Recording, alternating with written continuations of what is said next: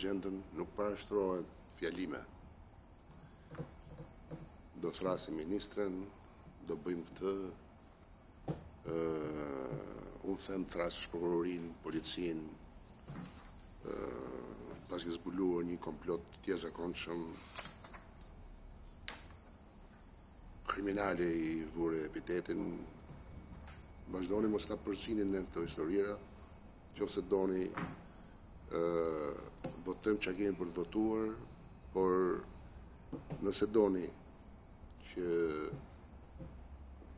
t'ju marrim seriozisht, trajtoni seriozisht komision. Dakor, kemi gjysmëore tani që prisën 2 veta.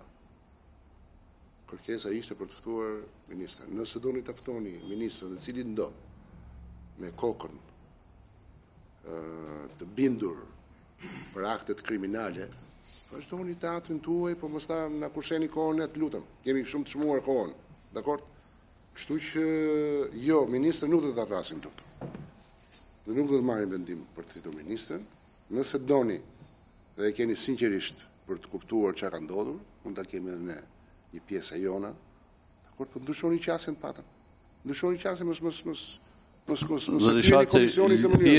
thirrja e ministres në komision nuk ka lidhje me nëse mendoni se është çështje e qasjes së diskutimeve në komision, thirrja apo jo e ministres tu për një çështje kaq rëndësishme dhe kaq sensitive për opinionin publik, më vjen keq, po kemi rënë në nivelet minimumit të diskutimit. Dhe e dyta, një këshill, ju lutem mos komentoni mënyrat e diskutimeve të kolegëve. Bëni diskutimin tuaj, për sa kohë nuk ju ndërhyet, ju kërku edhe a kishit në një kërkesë apo diskutim. Patjetër. Kështu që vazhdoni, edhe një sugjerim tjetër, kjo deklarata juaj që nuk do thirret ministra ishte në emër të gjithë kolegëve tuaj apo personale? Se tani, nëse i trajtoni kolegët pa i marrë as mendim fare që nuk do thirret ministra dhe pikë, është një mungesë respekti ndaj kolegëve dhe ekstremisht mungesë respekti ndaj drejtës së qytetarëve për t'u informuar nga ministra për një vendim të cilin tek e fundit e ka marrë, besoj me koshiencë të plotë.